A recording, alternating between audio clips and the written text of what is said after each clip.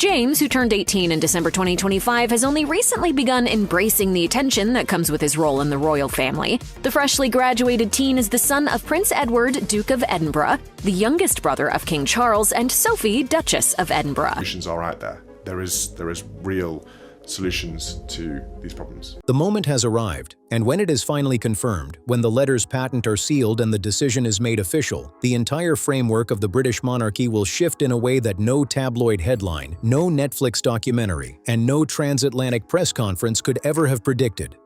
A young man who spent 18 years quietly learning the art of power without ever demanding it has made the most consequential decision of his generation. James Alexander Philip Theo Mountbatten Windsor, the Earl of Wessex, has accepted the title of Prince, and in doing so, he has not just claimed a name, he has claimed a destiny.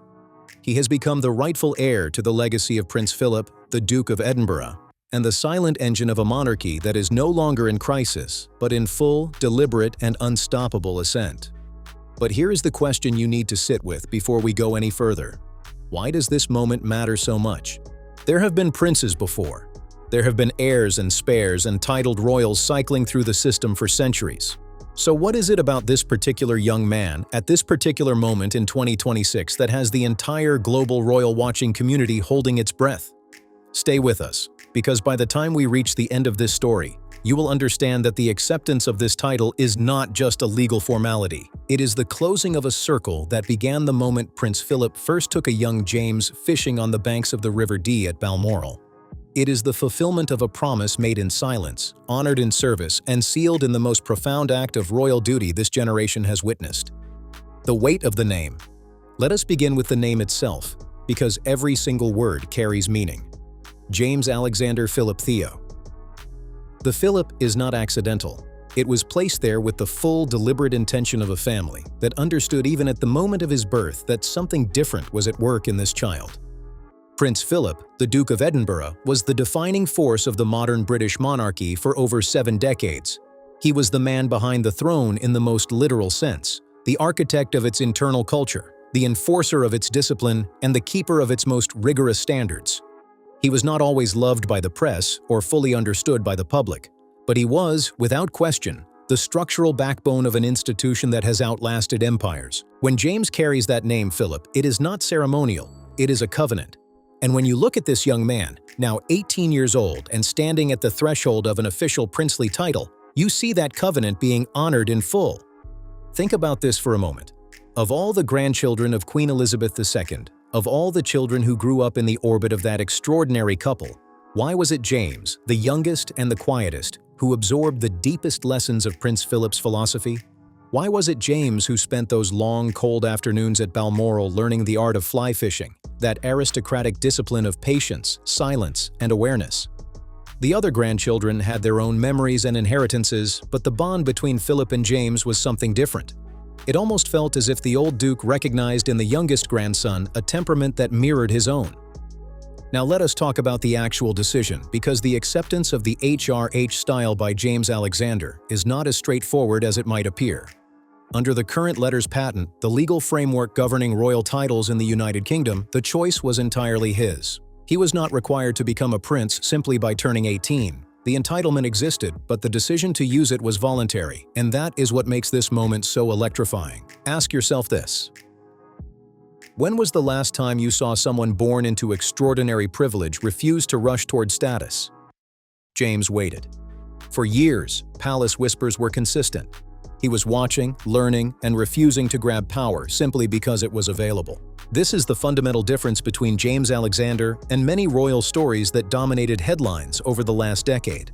Those stories were built on demands, public battles, and constant recognition. What we are witnessing now in 2026 is the opposite. It is quiet, deliberate, disciplined, and surprisingly mature. It is redefining what it means to be a prince in the modern era. No conversation about James can continue without mentioning the woman many royal commentators see as the true architect of his character, Sophie, Duchess of Edinburgh. Sophie and Prince Edward made a decision early in their marriage that shocked palace insiders. Their children would not grow up using HRH titles. They would live more grounded lives, away from automatic royal privilege. Why does this matter? Because for most of his life, James had to earn respect through his own behavior, intelligence, and character. He could not rely on a title opening every door for him. He experienced ordinary life in ways many royals never truly have. Can you understand what that does to a person's mindset? There is a huge difference between being told, "You are a prince, the world will come to you," and being told, "You must prove yourself worthy every single day." That became the foundation of James Alexander's personality, and it shaped him into someone many now see as authentic rather than performative. Sophie's real genius was understanding that the monarchy of the future could not survive purely on old traditions. It would need royals who genuinely understood the modern world. In raising James the way she did, she created exactly that kind of royal figure. Now let us return to Balmoral, because the story of James and Prince Philip is central to understanding why this title acceptance means so much more than a palace announcement. Fly fishing sounds gentle to outsiders, but in reality it demands patience, focus, silence, and complete control. Prince Philip understood this deeply. Standing in freezing water for hours, reading the current, studying the wind, remaining perfectly still, it teaches discipline in a way few activities can. Any impatience, any noise, and the fish are gone. The river reveals nothing unless you are calm enough to listen. Prince Philip treated those fishing trips as lessons in character, and James absorbed every part of it. The patience, the silence, the observation, the understanding that you do not fight the current blindly. You study it, respect it, and move with it instead of against it. That is why the composure people now see in James at major public events feels so different. The calm expression, the careful observation, the refusal to overreact, all of it traces back to those long afternoons beside the River Dee. Prince Philip did not just teach James how to fish. In many ways, he quietly taught him how to carry the monarchy into the future. Philip is gone now. The world mourned him, and the monarchy still feels the loss of the discipline and structure he brought for decades. But in James Alexander, many royal insiders see a continuation not just of blood, but of character, philosophy, and duty. When James accepts the title of prince, it feels like the final step in a journey that began years ago beside a cold Scottish river during those quiet Balmoral lessons with Prince Philip. There is one image from recent royal history that completely changed how people viewed James Alexander. During the laying-in state of Queen Elizabeth II at Westminster Hall, the Queen's grandchildren stood vigil around her coffin in front of millions watching worldwide. James was only 14 years old. Think about the pressure of that moment. A teenager standing in one of the most emotionally heavy royal ceremonies of modern times, surrounded by history, grief, cameras, and global attention. Yet James stood completely still. He did not fidget, glance around, or show panic. He carried himself with a calm focus that shocked even experienced royal commentators. People watching realized this was not a child trying to act royal. This was someone who had already developed a deep sense of discipline and responsibility far beyond his years. From that moment, conversations inside royal circles changed completely. The question was no longer whether James would matter to the monarchy. The question became just how important he would eventually become. Fast forward to the South Africa tour, the moment many people now call James's true international debut. Even without officially holding the prince title at the time, his behavior during the trip had diplomats, journalists, and palace insiders paying extremely close attention. What stood out most was how different he acted compared to expectations surrounding young royals. Instead of dominating every interaction, James often stepped back quietly and listened first. He watched people carefully, studied conversations, and paid attention to details before speaking. In diplomacy, this is known as active listening, one of the hardest skills for public figures to master. Most people spend years trying to learn that level of composure, but James seemed to do it naturally. And when he finally spoke, it was never with empty royal phrases or rehearsed lines. His comments showed genuine attention and understanding, which left a strong impression on the people he met. Community leaders, conservation experts, and even longtime journalists covering the tour noticed the same thing. They were not just reacting to what James said, they were reacting to his presence. Many described him as calm, thoughtful, and unusually genuine for someone raised so close to the monarchy. This is where Sophie's parenting and Prince Philip's influence clearly come together. Sophie raised James to understand ordinary people and real-world experiences, while Philip helped shape the discipline and patience now visible in public. Combined together, it created a young royal figure who feels very different from the usual image many people expect. There is another reason the South Africa tour mattered so much. During the visit, James was not styled as a prince. He attended as the Earl of Wessex, without the automatic status and attention that comes with HRH titles. Yet people still treated him with warmth and respect because of the way he carried himself. He earned it naturally instead of relying on rank alone. That outcome was exactly what Sophie and Prince Edward hoped for years ago when they chose to raise their children outside the usual royal spotlight. And after watching James during that tour, palace insiders reportedly understood that the strategy had worked even better than expected. At the same time, the monarchy itself was facing a larger challenge behind the scenes. After the departure of Prince Harry and Meghan Markle, the royal institution lost two major working members during a period of huge pressure and public scrutiny. The issue was not only about numbers. The palace needed someone young, reliable, disciplined, and fully committed to the institution long-term. For years, royal watchers speculated about how the monarchy would solve that problem. But in the end, the answer had reportedly been there all along.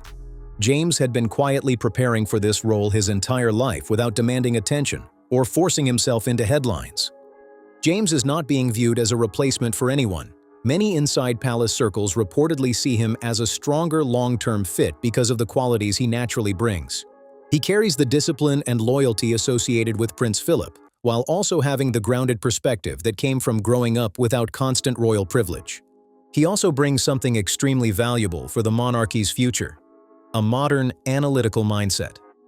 James has shown interest in STEM-related subjects, environmental issues, and institutional efficiency, areas becoming increasingly important for the future direction of the royal family. Instead of simply representing tradition, he appears prepared to understand the modern challenges shaping the world around him. He also has something palace insiders reportedly see as extremely important: a strong relationship with William, Prince of Wales.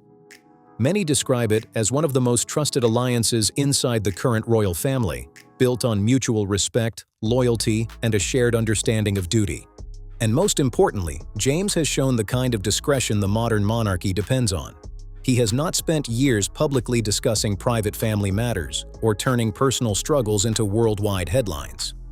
Instead, he stayed quiet, focused on his responsibilities, and allowed his actions to speak louder than interviews or media appearances.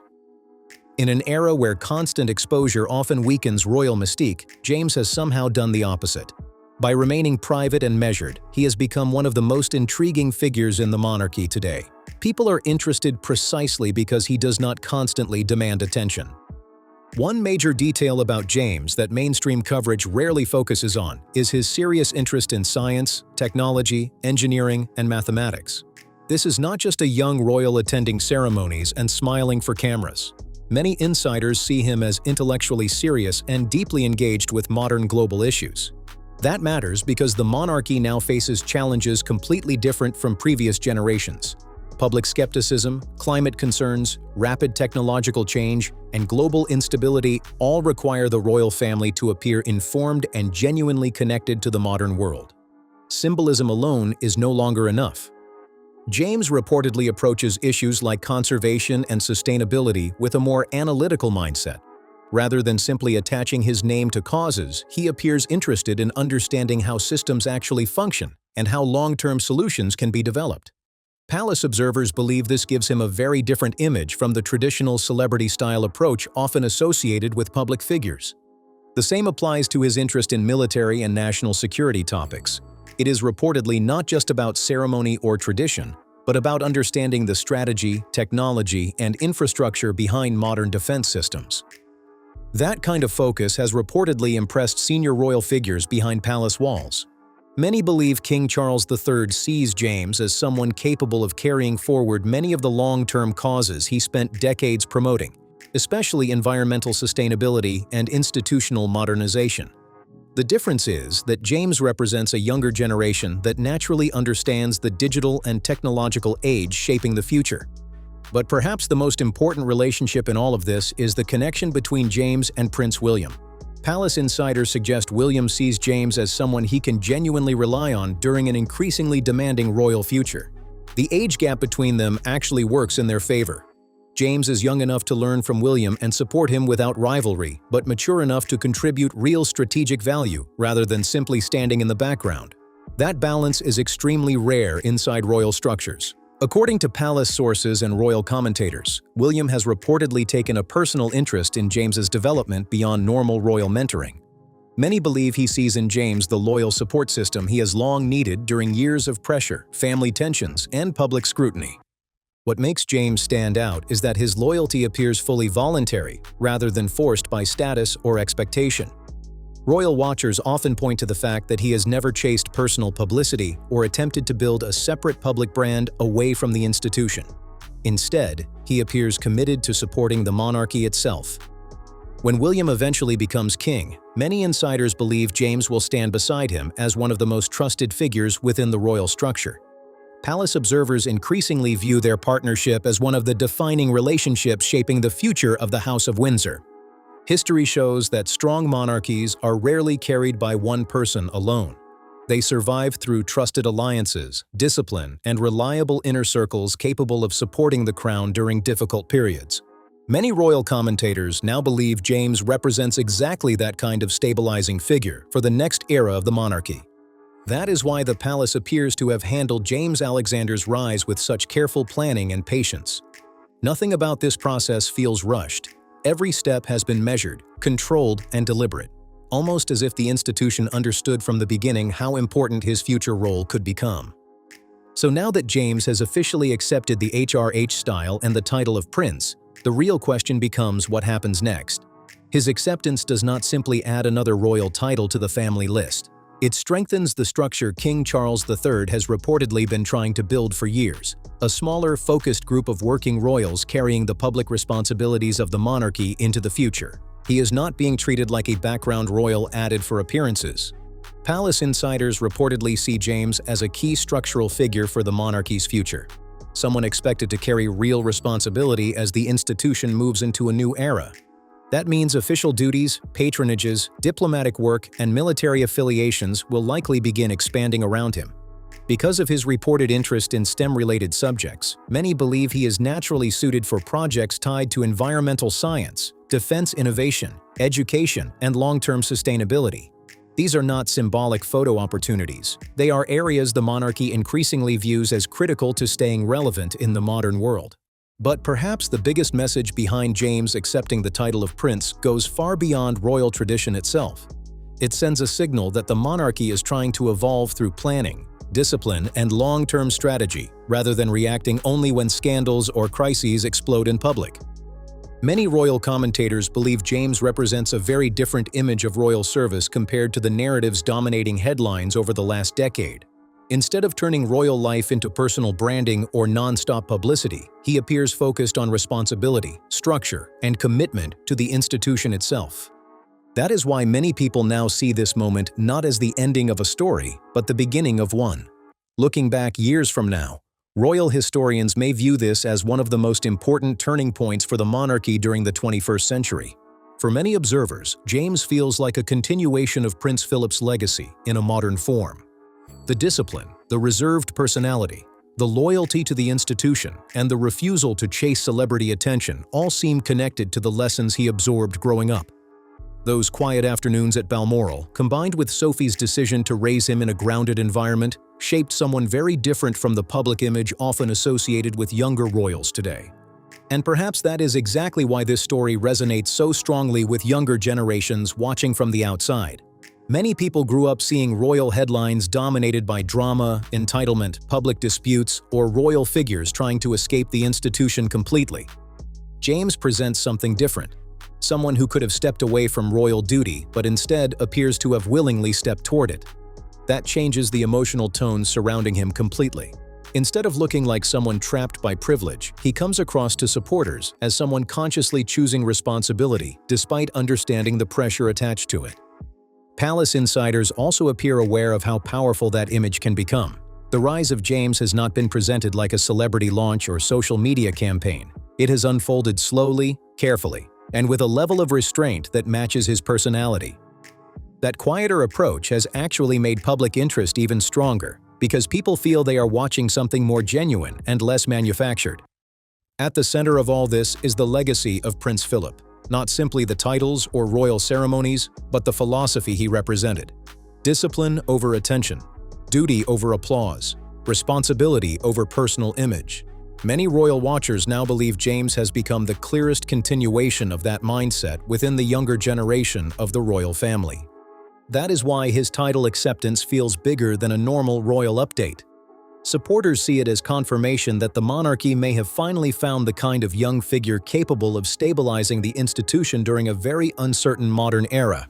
Do you understand now why so many royal commentators have been watching this moment so closely? Because many believe the monarchy did not simply gain another prince. It gained someone being prepared as one of the crown's most trusted future supporters. The British monarchy has survived wars, abdications, scandals, and massive cultural change for centuries, because each generation eventually found figures capable of holding the institution together during difficult moments. In 2026, many royal insiders believe James Alexander may have become one of those figures. The prince who stayed quiet, stayed loyal, and stayed disciplined is now officially a prince, and for supporters of the monarchy, that changes the entire conversation about what the future of the House of Windsor could look like. And if you made it this far, then you already know this story is only getting started.